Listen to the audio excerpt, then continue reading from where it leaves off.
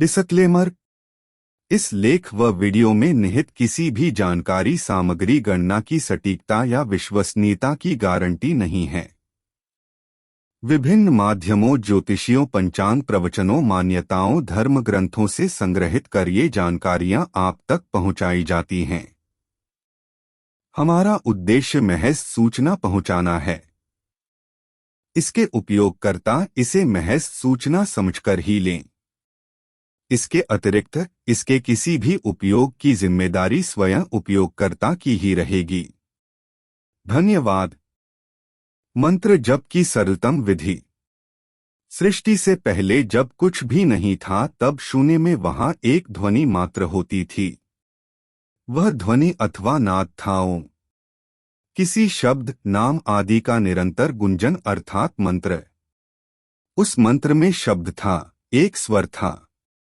वह शब्द एक स्वर पर आधारित था। किसी शब्द आदि का उच्चारण एक निश्चित लय में करने पर विशिष्ट ध्वनि कंपन ईथर के द्वारा वातावरण में उत्पन्न होते हैं। यह कंपन धीरे धीरे शरीर की विभिन्न कोशिकाओं पर प्रभाव डालते हैं। विशिष्ट रूप से उच्चारण किए जाने वाले स्वर की योजनाबद्ध श्रृंखला ही मंत्र होकर मुंह से उच्चारित होने वाली ध्वनि कोई न कोई प्रभाव अवश्य उत्पन्न करती है।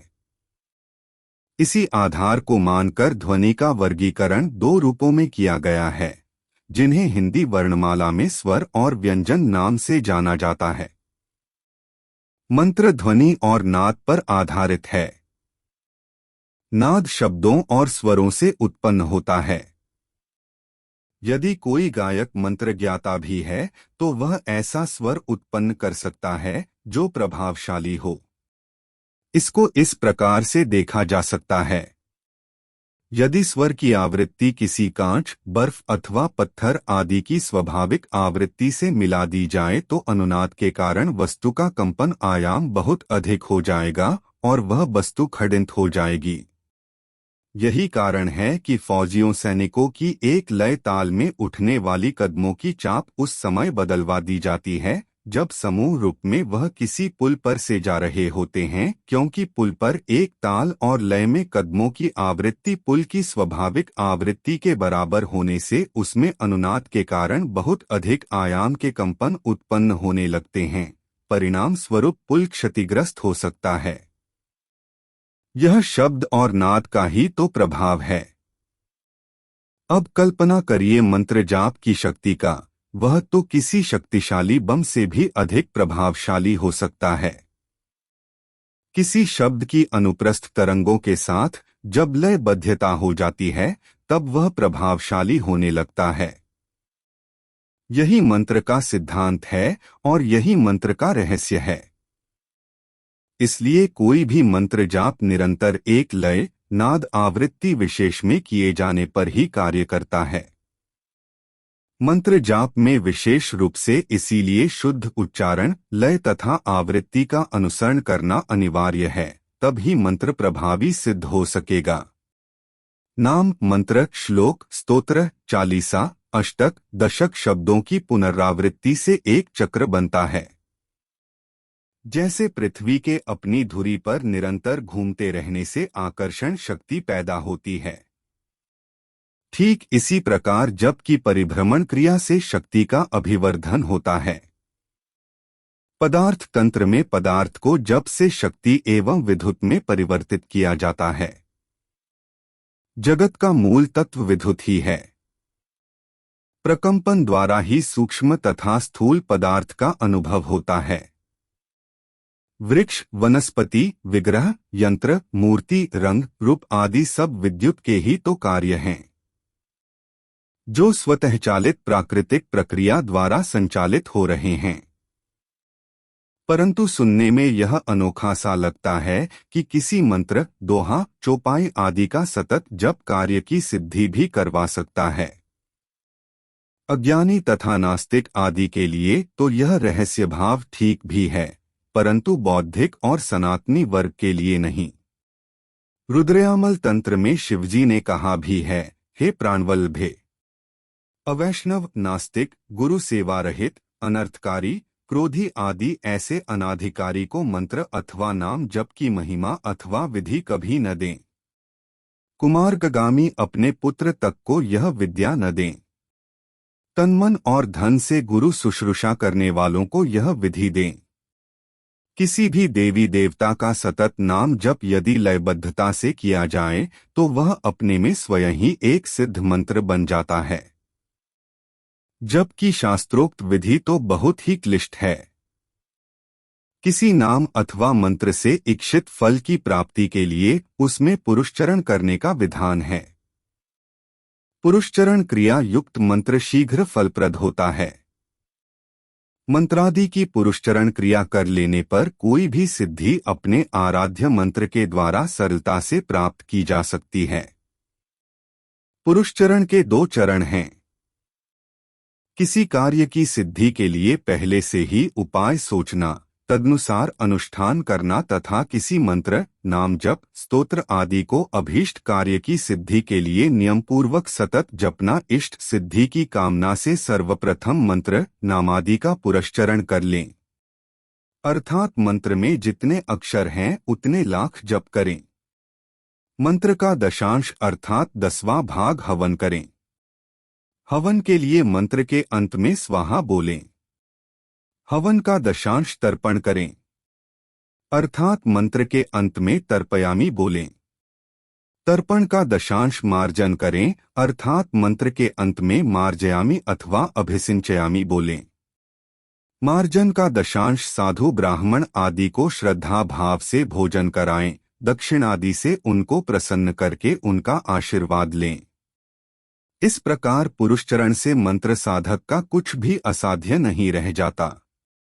अपने अपने बुद्धि विवेक अथवा संत और गुरु कृपा से आराध्य देव का मंत्र, नाम, स्तोत्रादि चुनकर आप भी उसे सतत जपकर जीवन को सार्थक बना सकते हैं। लंबी प्रक्रिया में न जाना चाहें तो अपने आराध्य देव के शत, कोटि अथवा लक्ष नाम जप ही आपके लिए प्रभावशाली मंत्र सिद्ध हो सकते हैं। भौतिक इच्छाओं की पूर्ति के लिए आप सरल सा उपाय भी कर सकते हैं। बौद्धिक पाठक गण यदि मंत्रसार, मंत्र चयन आदि की विस्तृत प्रक्रिया में भी जाना चाहते हैं तो वह पुस्तक मंत्र जप के रहस्य से लाभ उठा सकते हैं। प्रस्तुत प्रयोग पूरे 100 दिन का है, अर्थात इसे 100 दिनों में पूरा करना है। बीच में यदि कोई दिन छूट जाए तो उसके स्थान पर उसी क्रम में दिनों की संख्या आप आगे भी बढ़ा सकते हैं। जिस प्रयोजन के लिए नाम, मंत्रादि जब प्रारंभ कर रहे हैं उसके अनुरूप बैठने का एक स्थान सुनिश्चित कर लें।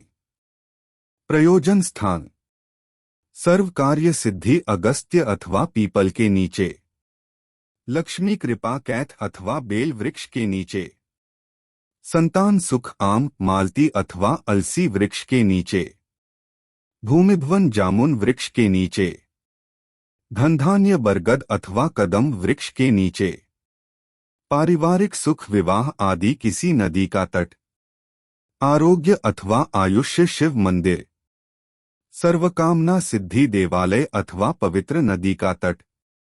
प्रयोग काल में शब्द, नाम अथवा मंत्रादि आपको अपने प्रयोजन हेतु जिस पत्र पर लिखना है उसका विवरण निम्न प्रकार से है। प्रयोजन पत्र: सुख समृद्धि केले के पत्र पर, धनधान्य भोज पत्र पर, मान सम्मान पीपल पत्र पर, सर्वकामना सिद्धि अनार के पत्र पर, लक्ष्मी कृपा बेल के पत्र पर, मोक्ष तुलसी पत्र, धन प्राप्ति कागज पर, संतानगृहस्थ सुख भोज पत्र पर। वैसे तो अष्टगंध की स्याही सर्वकामना हेतु किए जा रहे मंत्र के अनुसार निम्न कार्य हेतु किए जा रहे मंत्र सिद्धि के लिए उपयुक्त है, तथापि महानिर्वाण तंत्र के अनुसार निम्न कार्य हेतु अलग अलग स्याही भी चुन सकते हैं। प्रयोजन स्याही: सर्व कार्य सिद्धि केसर तथा चंदन, मोक्ष सफेद चंदन, धनदायक प्रयोग रक्त चंदन, आरोग्य गोरोचन तथा गोदुग्ध, संतान सुख चंदन तथा कस्तूरी, शुभ कार्य गोरोचन, चंदन, पंचगंध, सफेद तथा लाल चंदन, अगर तगर तथा केसर। किसी शुभ मुहूर्त तथा होराकाल में गणपति जी का ध्यान करके सरलतम विधि द्वारा मंत्र क्रिया प्रारंभ करें। कौन सा मंत्र अथवा नाम आदि सिद्धि के लिए चुन रहे हैं तथा मूलतः आपका इस सिद्धि के पीछे प्रयोजन क्या है आदि सब पूर्व में ही सुनिश्चित कर लें। तदनुसार 11 पत्र अपने पास रख लें। चुने गए शुभ कार्य में भूत शुद्धि, प्राणायाम आदि से प्रारंभ करके चुने गए नाम अथवा मंत्र आदि से संबद्ध देव का सुंदरतम रूप अपने मन में बसा लें। उनकी संक्षिप्त अथवा सुविधानुसार षोडशोपचार मानसिक पूजा कर लें। प्रारंभ में प्रेम भाव से 3 बार प्रणवकार का उच्चारण करके मंत्रादि की 11 माला जप करें। कार्यानुसार वैसे तो माला का चयन भी आवश्यक है, तथापि अपने किसी भी प्रयोजन के लिए कमलगट्टे की माला आप प्रयोग कर सकते हैं। माला न भी सुलभ हो तो करमाला से जप प्रारंभ कर सकते हैं। जो पाठकवृंद जप की विस्तृत प्रक्रिया में जाना चाहते हैं, वह मंत्र जप संबंधी अन्य सामग्री भी देख सकते हैं। मेरी पुस्तक मंत्र जप के रहस्य भी संभवतः इन सब बातों के लिए उपयोगी सिद्ध हो। आपका मुंह पूरब अथवा उत्तर दिशा में होना चाहिए। 11 माला जप के बाद 11 बार यही नाम अथवा यही मंत्र आप कार्यानुसार चुने हुए पत्र पर स्याही से अंकित कर लें। जप निरंतर चलता रहे। मंत्र यदि लंबा है और 11 पत्रों में न लिखा जा पा रहा हो तो पत्रों की संख्या आप आवश्यकतानुसार बढ़ा भी सकते हैं। अच्छा हो यदि यह सब व्यवस्था आप पूर्व में ही सुनिश्चित कर लें। यह क्रिया अर्थात मंत्र जप और 11 बार लेखन आपको कुल 100 बार 100 दिनों अथवा बीच में क्रिया छूट जाने के कारण उतने ही अधिक दिनों में पूर्ण करने हैं। अंत में लिखे हुए सब जमा पत्र कहीं बहते हुए जल में विसर्जित कर दें। विकल्प के रूप में यह पत्र अपने भवन के किसी शुभ स्थल जैसे पूजा गृह, रसोई अथवा ब्रह्मा स्थल आदि में नीचे धरती में दबा सकते हैं। यह भी सुलभ न हो तो यह पत्र किसी शुभ वृक्ष की जड़ में भी दबा सकते हैं।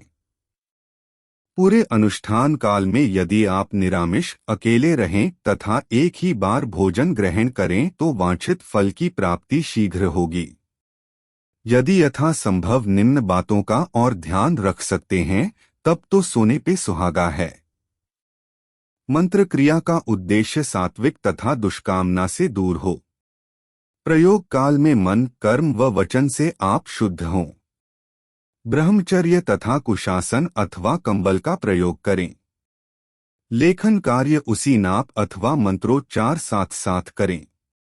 इस काल में जप के अतिरिक्त कुछ न बोलें। प्रयास रखें कि प्रत्येक दिन का प्रयोग एक निश्चित समय तथा समयावधि में ही पूर्ण करें। सकाम अनुष्ठान साधक कम से कम उक्त नियम का अवश्य अनुपालन करें। निष्काम जप अथवा लेखन काल में तो किसी भी देश, काल एवं परिस्थिति आदि का बंधन है ही नहीं। संयम और अंतःकरण की पवित्रता का सदैव ध्यान रखें।